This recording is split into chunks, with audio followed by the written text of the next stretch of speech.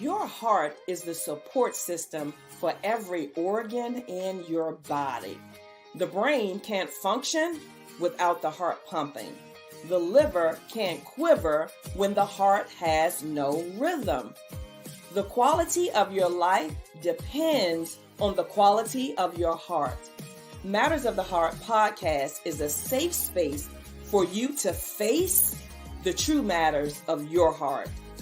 The issues that causes stress, even when you're seemingly at rest. Issues like hurt, pain, betrayal, and shame are things that are buried alive in the back of the brain.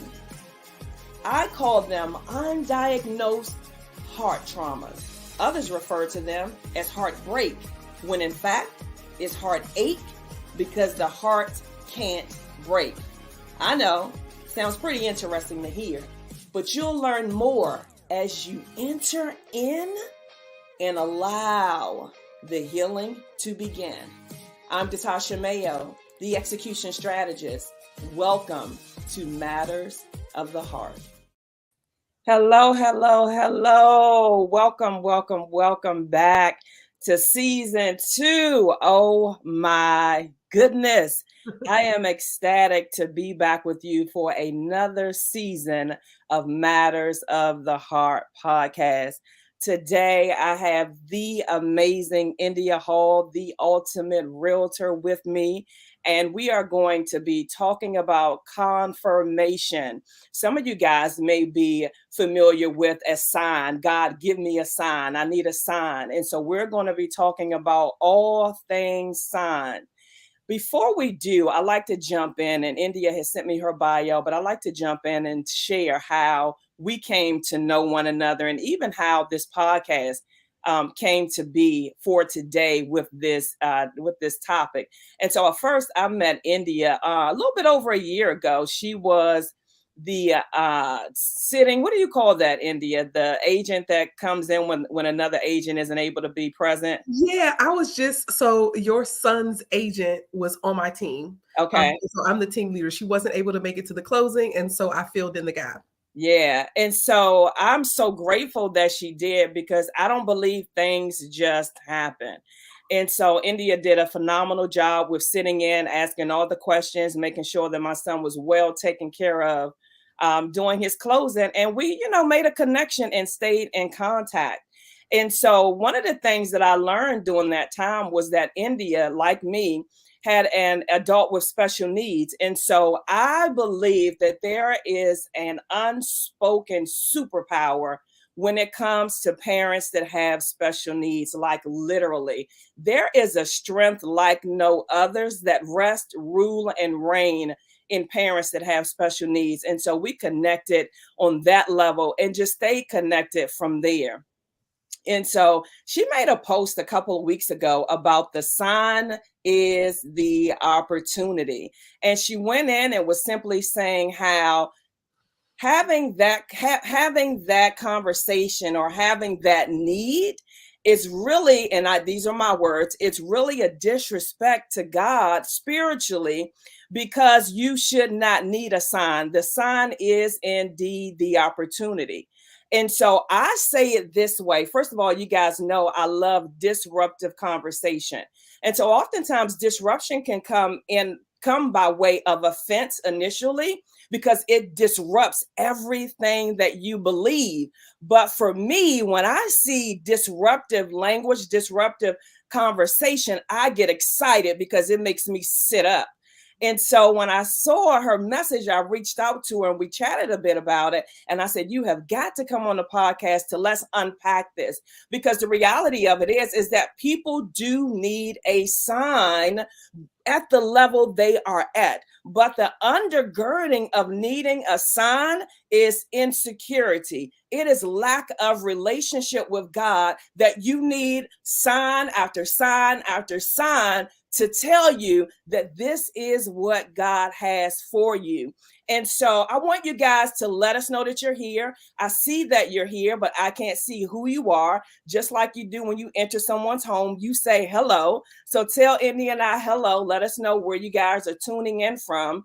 And let us know what your intention is today. I always tell my clients, family, and friends, never enter any space without any expectations. An expectation is simply an intention. So let us know who you are, where you're tuning in from. And while you do that, I am going to allow India to introduce herself and then to give us a little snippet about what she meant in that post that she made a couple weeks ago. Yeah, so listen, you just said a whole mouthful, Natasha. I love it. I didn't even think about it that deep. But let me just go ahead and do your request. My name is India Hall. I'm the Ultimate Realtor. I help buyers, sellers, and investors build or dispose of their residential real estate portfolios in DC, Maryland, and Virginia with partners across the US. So that's me in a nutshell. I made that post because a lot of times I feel like I come across, people who are really wanting to, kind of make a decision. And the decision, and they really kind of know what the decision should be, but they pause and their excuse is, I'm waiting for God to give me a sign. Well, this is your sign. I'm going to give you an example. I had listen, I don't know the depth of it. It's just like the conversation. And we were having an open house. So I'm a realtor. We were having an open house. And it was this lady that came into the open house. And this has nothing to do with my post. I'm just kind of giving you an example. Yeah.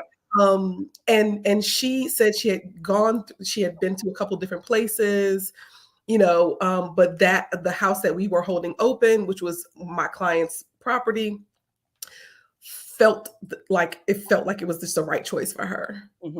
But in that same breath, she was saying, I'm waiting for God to give me a sign. Yeah. And I'm like, okay, but the sign comes in like your gut. Yes. Like you walk into this place and you say, this is everything that I feel like I need. This is, this feels like home to me, or whatever the case may be. If you feel the opportunity is right in your gut, that is the sign. Yes. Like there may not be another voice. Yeah. And you miss your opportunity if you don't act on it. So God is trying to put you in a place. But if you are waiting for like something else to happen outside of just executing, you're gonna miss all the other opportunities. And that's kind of how I look at it. Yeah.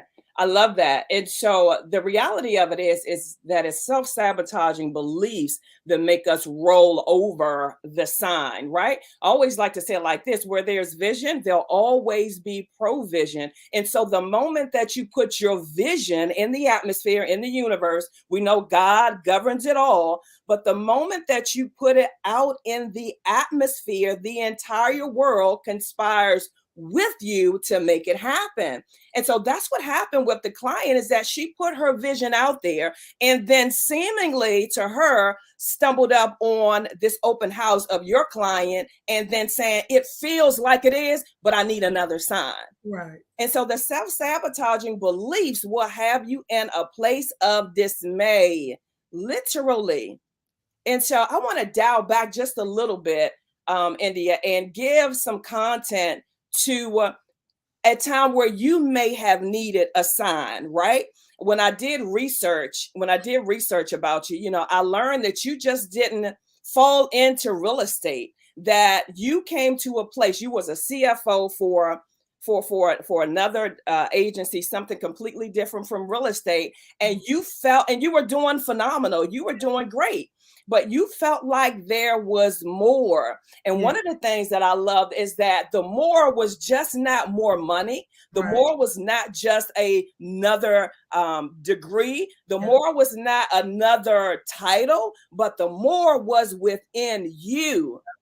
And I love that you started with you. Yeah. And what you said was that you met an evolutionist. And I love that. I might have to lift that myself, right?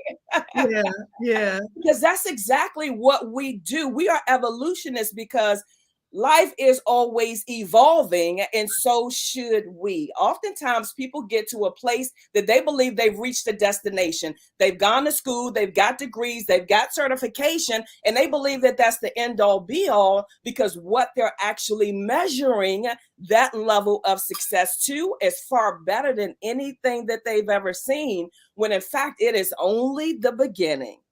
And so I want you to share with us your time where you may have had a I need a sign moment, and when you knew that it was something on the inside of you calling you higher, and what made you take that leap to higher. Yeah.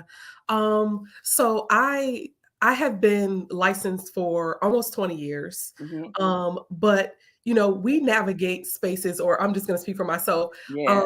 But I think we do this as a people, right? Like, we do what we're told and programmed to do, like go to college, get a degree, the way you make your money, get in corporate America. Like you have this thing of only one way to be great, or only one way to make money. The options are just not always visible, right? Yeah. So I went the traditional route. I have a bachelor's and a master's degree in accounting. I worked my way, like you said, from staff accountant all the way up to CFO. My last corporate job was actually CFO for a real estate law firm. Okay. So, but I had my license way before that. And that's a whole nother story. But I started out with my license almost 20 years ago. And I just decided to stay in. I was doing well, always a dual career agent, right? Okay. Yeah. And I was always great at it. My husband would say, you're really good at this. You need to be doing this, and I just did it. I was like, I paid all this money for my degrees. Yeah. I have to use it because I spent I felt like it was mandatory for me to be an accountant, like to be in this corporate space. I felt like real estate was so easy to get into. Anybody could do it, right? Because you really only need a 60-hour course, take 2 exams, and you're in, right? Like, as long as you pass the exams, is $500 versus thousands of dollars I spent on the degree, right? Yeah. So I went the traditional route, fighting in my mind the idea that I was supposed to go this way, right? And I just didn't trust the process that I didn't know. Yeah. So it's like I didn't know the process of entrepreneurship. My mother was an entrepreneur, but I still didn't know it. Like, I wasn't, and she's the one who told me to go, the traditional, make sure you get a good job, go to school, like get your education. She drilled it in me to do that. So I thought that I really had to do it that way, and that was the only way to do it. Yeah. So that's kind of where, but as I climbed the corporate ladder, I was doing less real estate, and I was in this mix of, I was on executive teams, and it was people that didn't always look like me. I'm a double minority, right? Not only I'm a Black female, right? And it's the total opposite. It's white male in all of my spaces. Yeah. And it just started feeling unfamiliar. And my voice wasn't always heard. Yeah. When I'm fighting for my people and, all that stuff. And I just felt like I stopped getting joy out of it. Yeah. I love accounting. I'm a numbers person by heart. Right. And I just felt like, I would go to jobs for money. Like, if I would get tired of a job, I would go do an interview, get my resume together, and I would apply to another opportunity. Yeah. Switch, and I would make more money. Yeah. I'm like, okay. And that was good enough. Yeah. I'm like, I'm filling my pockets, but I'm not filling my soul. Like, what am I'm doing? Yeah, I'm gonna stop you right there. Right there. I'm filling my pockets, but I am not filling my soul. Like, it's that right there for me. That's the reason why I am a personal development coach, because so many people develop themselves professionally to fill their pockets, right? But they leave for their personal development to fend for itself. And so their souls are deflated. Yes. So and I didn't know that. I know. I I didn't know. know It's that. the Like, things, like you said, you don't know. right. I Yeah. mean, it literally took me 40 years to figure that out. And Yeah. it's such a crazy thing because it's a lot of things that we don't really talk about. Yes. Personal development is one of them. And what I like about being on this real estate journey is that I actually have to continue to personally develop. Come Like, on. in order to be great in real estate, and I tell this to my team because I have a team of now 9. I have a team of 9 agents, and I tell this to my team. I say, in order to be great in real estate, you have to be on a personal development journey. Like, You you must. really honestly do. And you're not going to do well until you show up internally, like Come on. in this place. Yes. It's going to be a struggle. Absolutely. It is going to be a unnecessary struggle. And that's why I wanted to have the conversation, because you said it took you 40 years to understand that, to Mhm. know exactly what was going on. And so those of you that are tuning in, that are waiting on a sign, that feel like you don't know whether to go left or right, this conversation is your sign. Yeah. God is intentional. We have already cut down the trees. We are letting you know about the grit Yeah. that happened behind the scenes so that you don't have to, so that you can now come and stand on the stumps and look further ahead and get to where you need and want to be faster. One of the things you said, India, was that you stop getting joy from the job. And Mhm. so, again, guys, that's one of many signs. When you stop having joy for what it is that you do, or let me kind of backtrack a little bit, you never had joy to begin with. There Some of there you you guys go. were just filling the pockets, and I get it, been there, done that, and got out of there. Yeah. But that's what I call the grace lifting, when Yeah. the joy stops showing up, because Yeah. everything that you do, God said that our gift will make room for us. And so our gifts should bring us joy, even if we are temporarily sharing our gifts with others. It should bring us joy. And Yeah. so when you no longer have joy, the grace has lifted, literally. And Yeah. so Lakita said that she's always waiting on a confirmation. And so Lakita, you know, you've been around for a while. I'm gonna have you unpack that a bit. And the question that I'm going to ask you is why? Why are you always waiting for a confirmation? Because the reality of it is that, as India said, the opportunity is the confirmation. You've been praying, you've been slaying, you've been fasting, and now the very things that you've been fasting and praying about is now in your face, and you need another confirmation. So, this conversation, I want us to take intentional, practical steps to execute in that thing that's coming up for you right now, that you've been waiting on confirmation for, to move.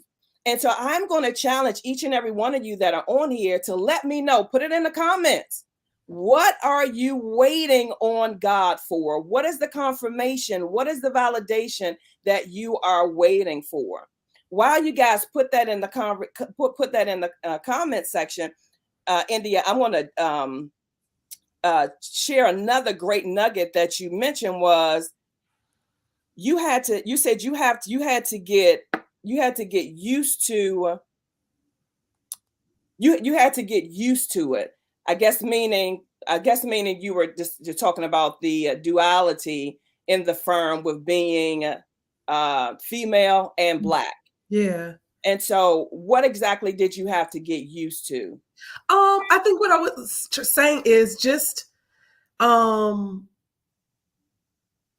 every space isn't meant to be for you for a long time, Come on. right? And so I started to realize that that wasn't my space.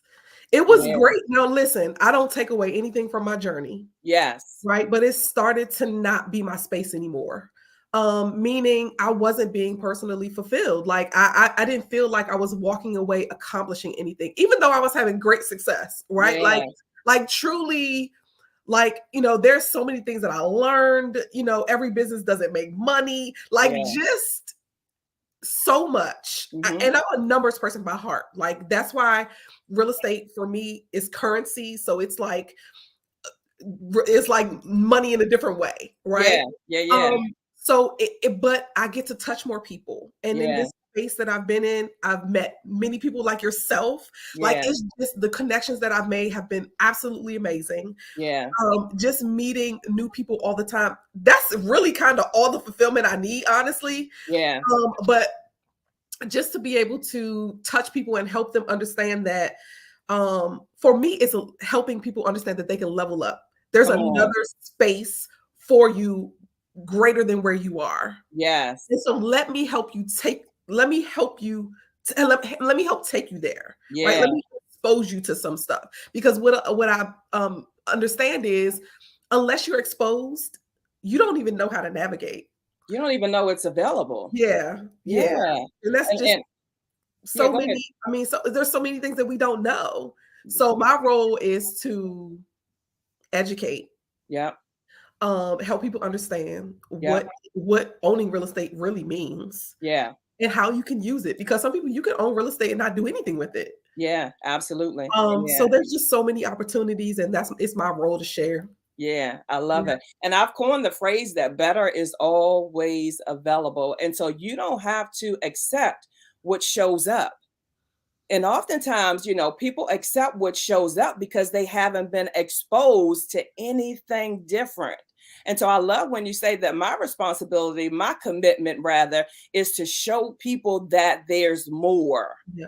right? And how to do the more. For me, I love to give you the what and the how. Anybody can tell you what to do, but how can I do it is the question. Mhm. And so when you mention how you can work with real estate, how you can make it work for you for that matter, and then allowing people to see themselves working it is empowering in and of itself, literally, right? And so I love your stance. I love your commitment to humanity. And oftentimes people, get into entrepreneurship for the money initially. And I always tell them is that the money will come when your heart is in divine alignment with the purpose. Yeah. The money will come. No Yep. stress, no strain, no struggle, Yep. literally. You are And absolutely right. so go ahead. You wanted to add something? No, I was gonna say you're absolutely right. That Yeah. was kind of my addition. I'm gonna say when I quit my corporate job, as I mentioned earlier, I was dual careering in real estate, but the higher I got up into accounting, the less real estate I was doing. And so when I quit, I had one real estate transaction. Hmm. That was not enough to feed my family. Yeah. Yeah. I don't have no problems now. Financially, been great. Yeah. Been able to do multi six-figure years, Mhm. like just building a business and a team. There's just been like I have not needed anything. Come on. Yeah. That's all God. Oh God. And the one thing that I was actually concerned about, like we all concerned about, it wasn't even really the money of leaving corporate, it was the benefits. Yeah. Like, okay, how am I going to get health insurance? Yeah. That was mine. Literally. Yeah. Yeah, that was mine. How am I going to get health insurance? What does that look like? And I love that I love that you said that it wasn't the money. So the money didn't scare you because clearly you can make money, but then the benefits that came along with the corporate security is what had you on the fence of moving to the next whatever God was calling you to do. Yeah. The other thing is that God said his promises is that when I bless you, that I add absolutely no sorrow. That I add no sorrow. And so if there's ever sorrow present, it ain't God. Yeah. It's you driving. It's you now have replaced God with yourself, and you have become a God in the situation. And so when you decided to leave India, what was that last straw that was like, I'm out? It was an emotional pulling, right? Like, so I personally realized that I had been in the legal space. So I was working for law firms as their accountant, director of accounting, CFO, like in that space. And I had gone to a couple of different law firms over like a 12-year span or something like that.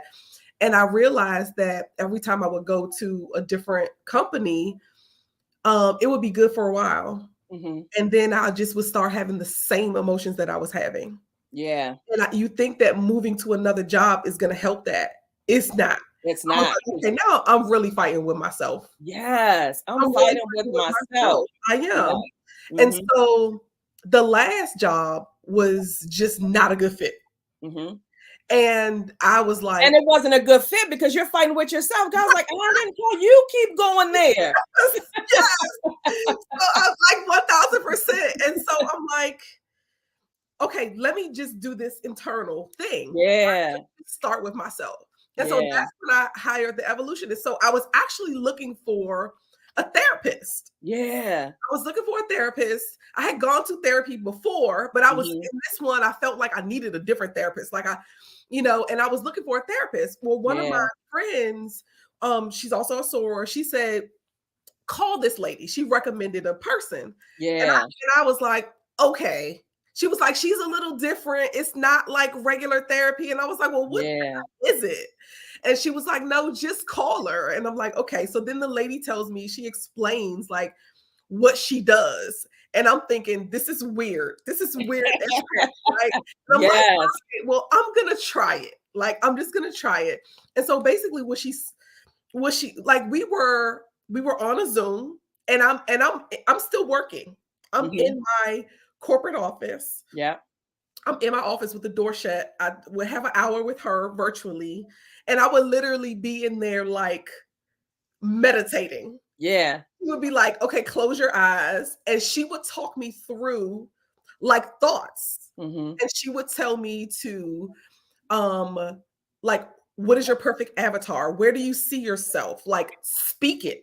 I hope you guys are taking notes. We're having Yeah. a conversation, but these are principles and twos that we live by. What is your perfect avatar? Yeah. What is it that you want your life to look like? Your Yeah. thoughts are free, guys. Yes. So why are you holding them in captivity? I'm going to say that again.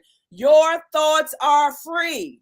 Yeah. So why are you holding them in captivity? Hold that thought, India, because I want you to come back and finish that. God said that he would give us exceedingly abundantly above all that we could ever imagine. But the disconnect, the bottleneck is you're not imagining. Your imagination is incarcerated. And so you're going to get what you give. Think, guys. What does your best, absolute best life look like? And then 10x it. Yeah. It's free. It costs you nothing to think it, to imagine it. And imagination, I'm not just saying the thought is a start, but I'm saying to actually feel yourself in it. Yes. To see yourself, if it's on a beach, to see yourself, feel yourself in the sand, to feel the wind flowing and passing over your body, to feel the sun beaming down on your body. Feel it, embrace it. Imagine, guys. Yeah. And so just to even what you said, so after she would ask me, then we would go through a process through meditation of me visualizing it mentally. Yeah. So like bringing it to life in your mind. Come on. And so I'm sitting in my office, like I would turn off the lights, and I would literally speak it and then think it. Yeah. And it would be my reality in my head. Yes. And I'm like, and then she's coaching me so that everything is positive. Yes. Right. So she's in my ear saying all of these positive things. And she was really great at what she did. And it was sort of like manifesting. Yes. So it was a level of it, because we went from, in the very beginning, which was hard for me to do. In the beginning, it was very hard for me to do. To like I could see with each meeting, I could see myself progressing to a different space. Yeah. And by the time we got to that higher level space, it was more of connecting to your higher being. Come on. And it sounds so funny. Yeah. But I think so I can't even say if I didn't have that, Mm-hmm. would I be here today? I don't know. But there Yeah. was a place in my brain that she totally unlocked. Yeah. And what that did for me was make me fearless. Yeah. Because everything that was holding me back before was because I had a fear of not moving forward. There was, even if it was the tiniest thing. Yeah. So now what I do is make sure that I unlock that fear in my brain, like to release it. Yeah. So that I'm not thinking about things that will hold me back. I'm just moving forward. Yeah. And so needing emotion. Yeah. Yeah, that's exactly right. So needing a sign, going back to the title of the podcast, needing a sign is a fear that is locked up in your brain, your thought process. And so one of the things you just said is that you release it, but you first acknowledge that it's there. Yeah. And then you release it, which dismantles fear. Yeah. See, fear only resides where it has an invitation and where it's being fed. And so the moment that you continue to recycle fear, you will have it. Why? Because it's an imagination. It's simulation. It's meditation. So you're already doing all the things. You're just doing it the opposite way. If you will reverse engineer what you are currently doing, then you will begin to manifest the life that you have always desired, literally. And so I love that you said each session you felt more empowered, and empowered, those are my words. But each session you felt more empowered because it was unlocking the strength that belief system had. For sure. I love that. And guys, I want you to take all of this in. Like, I literally want you to breathe. Like, inhale, exhale. Like, breathe all of this in, because it is a lot of information, but it's so practical that you can do it right now as we're having the conversation to begin to release expired belief systems. And this is what I mean by expired belief systems, is because belief systems work. They work, but they have a time and a season for the working.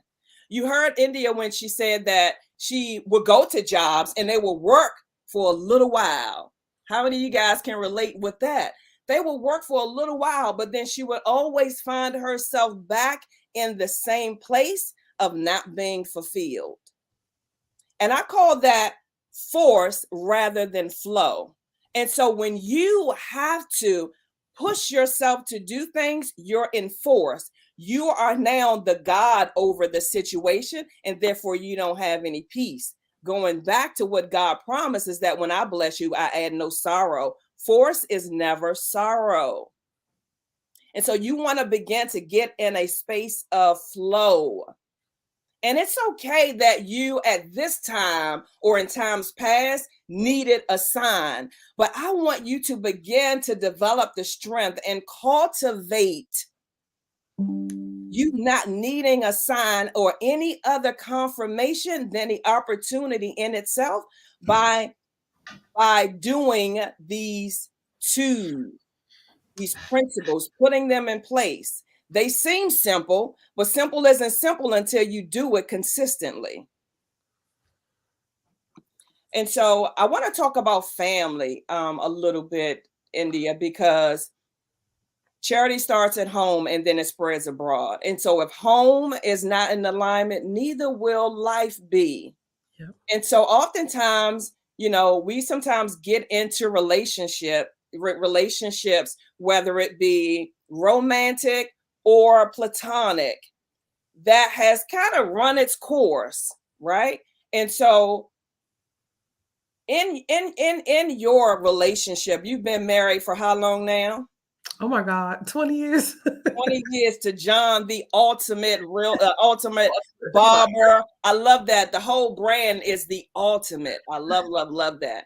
And so was there ever a time where a previous belief system no longer worked? At one time, it was phenomenal. It was working. Was there ever a time where a belief system, something that you guys have stand on, stopped working and you had to fight through it to get to the other side to develop new belief systems? Yeah. You don't get to the number of years that you guys have been in marriage and not have any challenges. Oh, absolutely. I mean, totally. We have challenges, right? I think because we grew up together, right? So for us, I met him when I was 18. We didn't date immediately, but like I've known him all my life, right? Yeah. He was 21. We were both in college at the time. And so of course we were young, and then all of these things, like we grew up together. So as like we're talking about personal development, we're talking about all those things.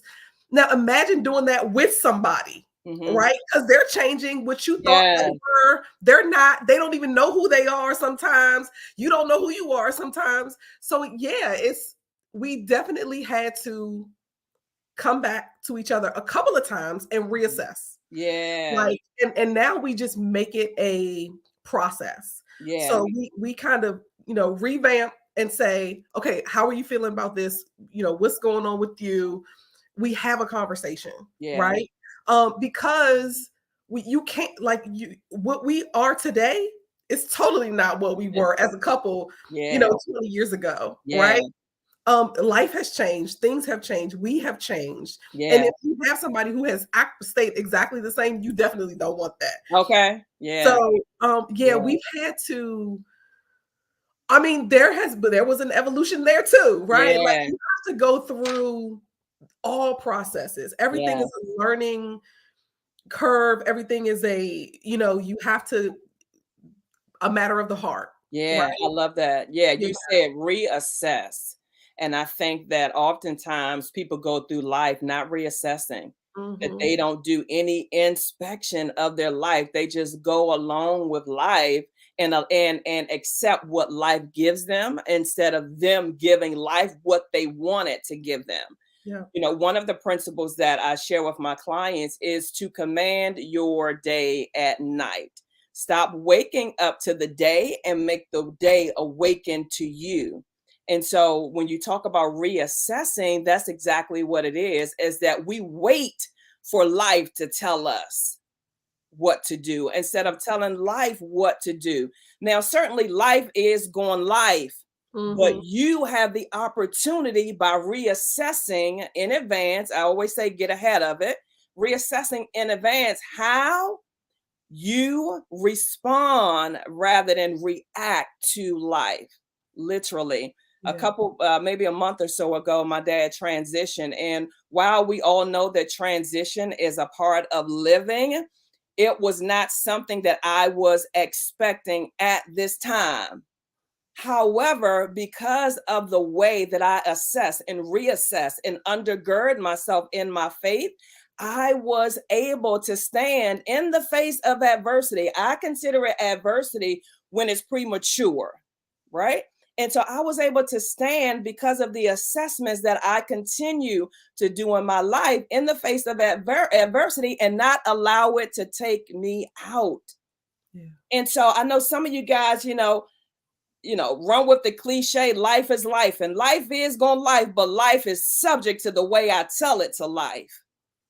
And so you have to begin to declare, begin to see how, in fact, you want life to be. Literally. As you guys know, I have a 29-year-old with special needs, and nobody has a dream to have a child with special needs. Nobody is writing that down on their vision board to have a child with special needs. Rehowever, when the cards were dealt and I assessed the situation, I decided to redeal. Okay, this isn't what I was expecting, nor was it what I hoped for. But we're going to redeal. Yeah. We are going to follow the plan of God with this, and that only comes by relationship. Yep. You see, when you're in a place, in a state of mind that you're always waiting on confirmation and needing a sign, It's because you're out of relationship with God, that you are not communing with God on a daily basis, that you don't even know his voice when he is speaking to you. Get in relationship with God. Just like we're having this conversation now, is the same way you should be having a conversation with God. Just like you have a conversation with your best friend, with your husband, with your wife, with those that are influential in your life, have those same conversations with God, and in the pace, the capacity, in the consistency rather, that you have that consistency with God, because God will never allow you to be sucker punch. He will never he will never have you wandering about anything that's in alignment with what he predestined for you. The other thing is, obedience is not only better than sacrifice, obedience is the covenant connector. Because oftentimes there is no sacrifice. What we think we're sacrificing is nothing, and it should be sacrificed.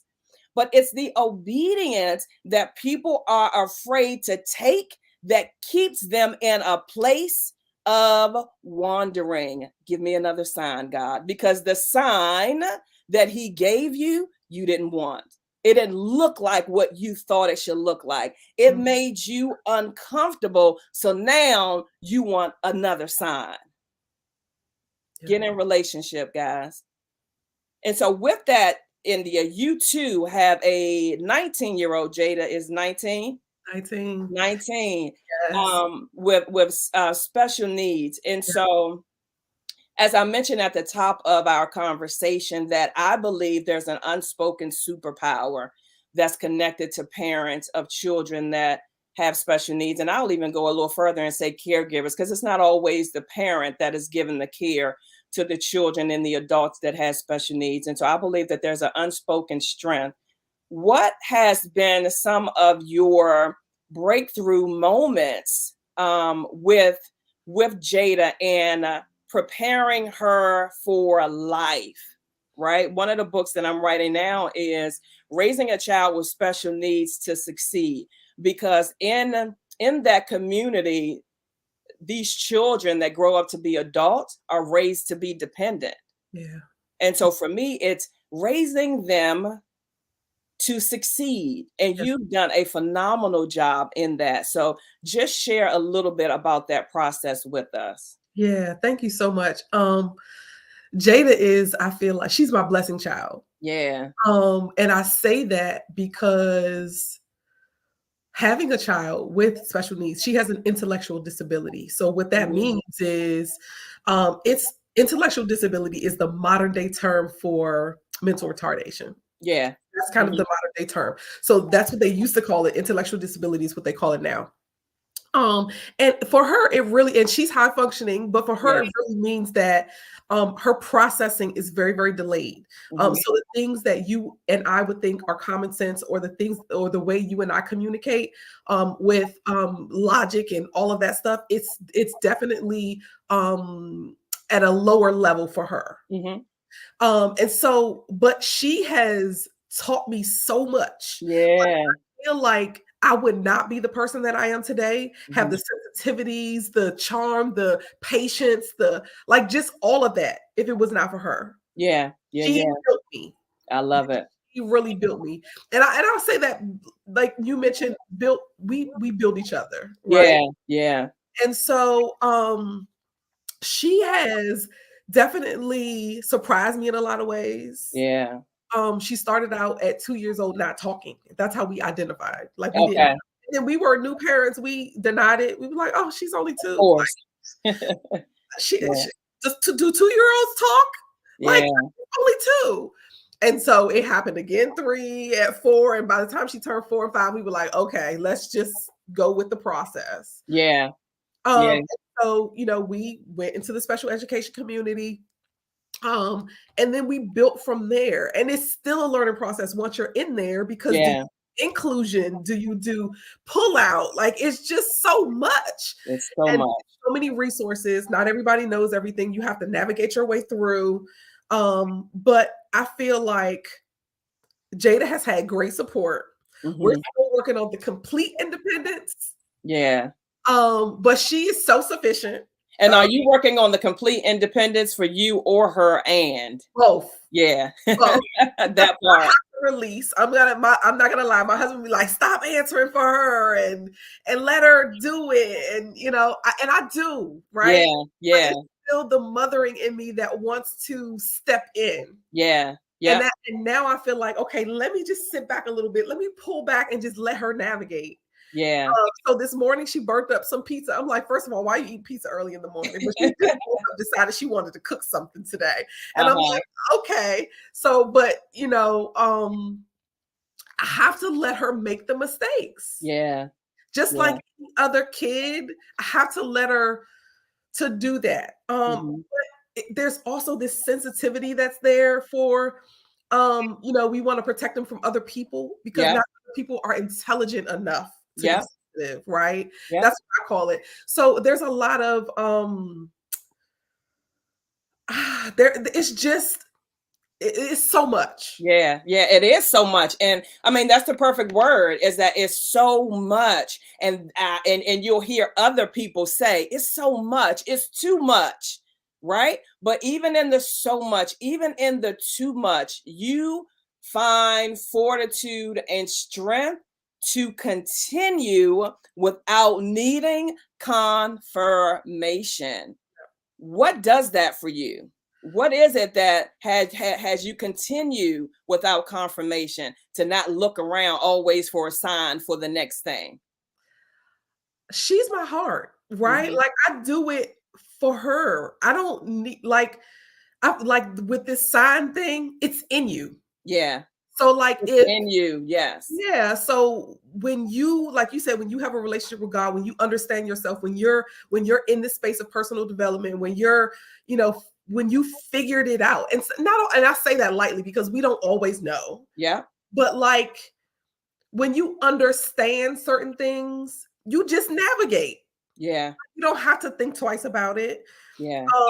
And it's a place of personal development. And Yeah. for her, it's never a question. Like we're Mhm. just gonna go gung ho because we know we need the results that we need. So we're gonna do the investigation.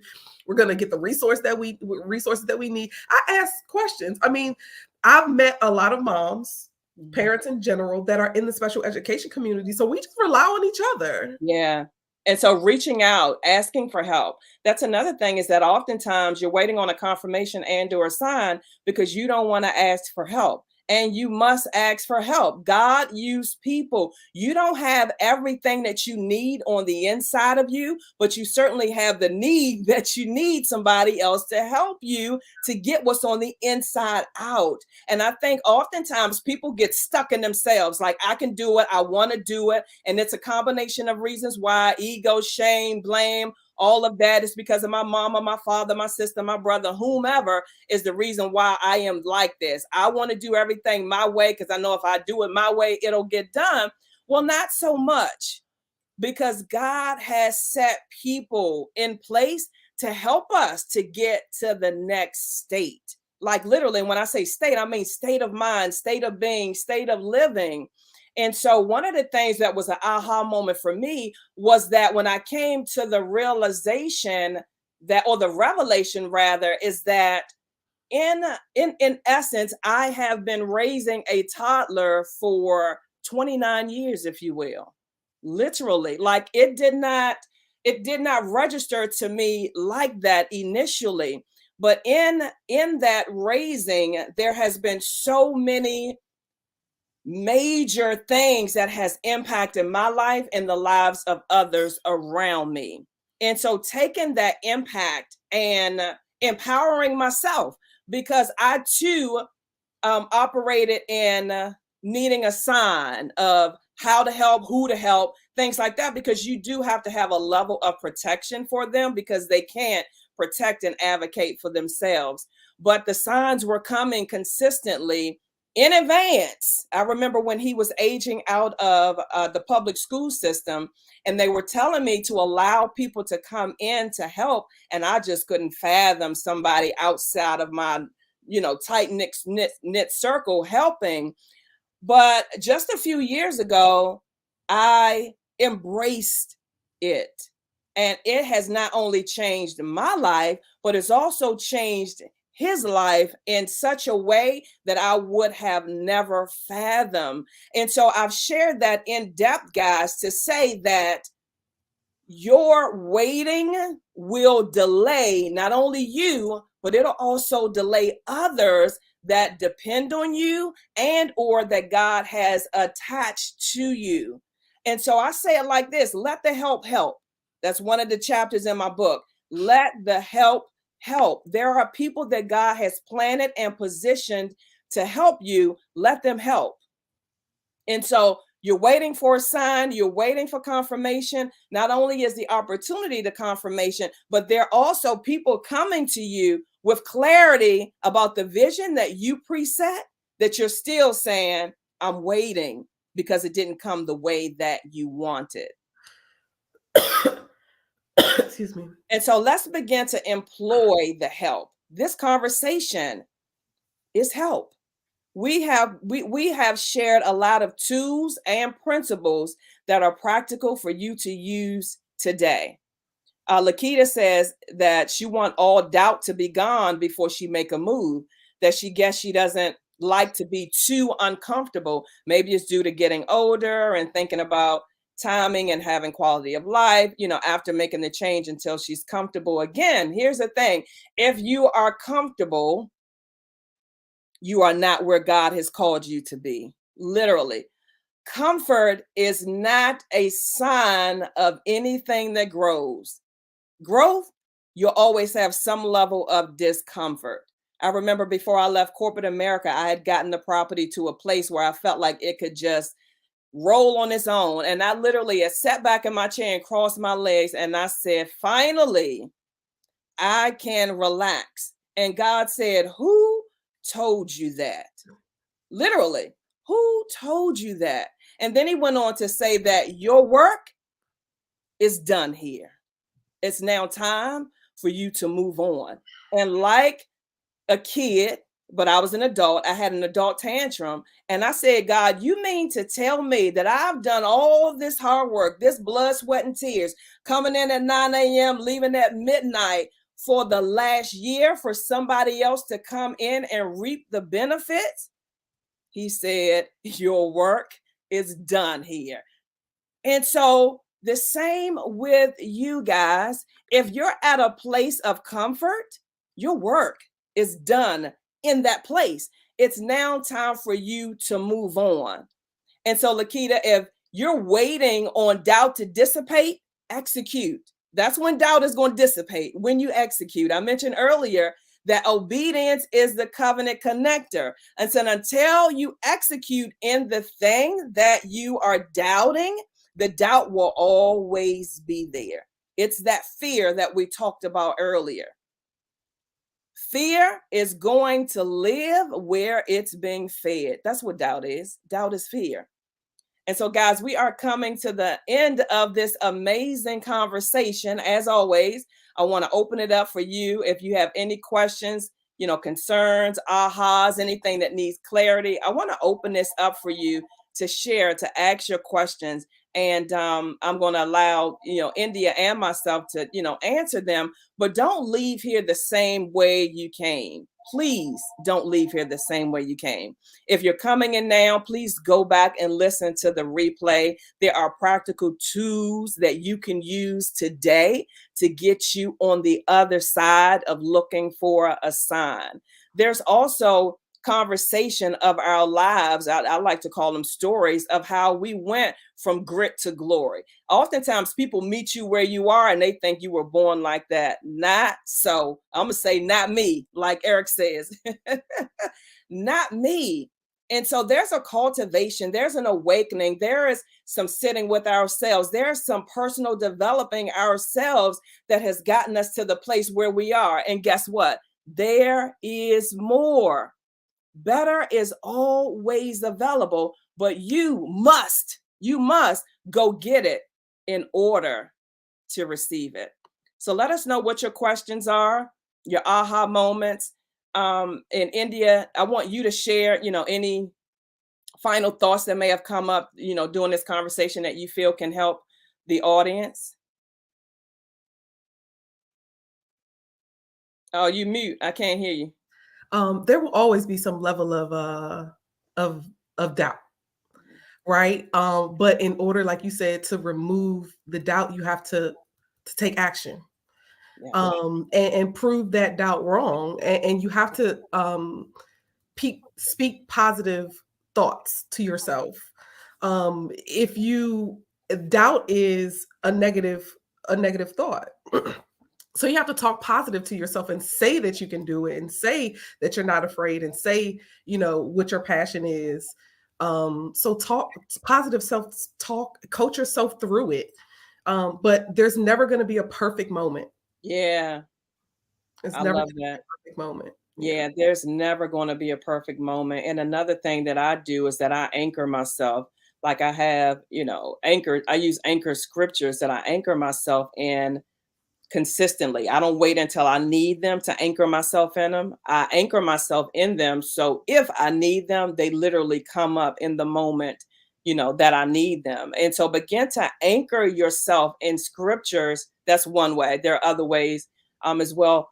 But begin to anchor yourself in a scripture that empowers you to move literally, right? One of mine is I can do all things through Christ's strength, not my strength, right? We get in a place where we want to do things through our strength because our skill set and the repetitiveness of us doing it, we can do it with our eyes closed. And so we forget that it's Christ's strength that we're able to do things. And so I'm constantly reminding myself that I can do all things through Christ's strength, not Tasha's strength. And so those moments that come up and I'm in my strength, my anchor comes up and say, no, Christ's strength, not Tasha's strength. And so get you an anchor to anchor yourself in the time of need before you need it. Good stuff, guys. And so I've seen your comments. We've shared them on the screen. It looks like you may not have any other questions right now. Please take what you have heard and apply it today. Don't let this just be another good conversation and you walk away with a bunch of ideas, a bunch of twos that you hoard. Please execute, do something different. And it could be something very simple, but you doing it repetitively will make a world of difference. Do yourself and those that are connected to you a great favor by moving different today. I love you guys. Remember, better is always available. And wherever there is no challenge, there will never be any change. Refuse to remain the same because same is so lame. I love you guys. Talk to you soon.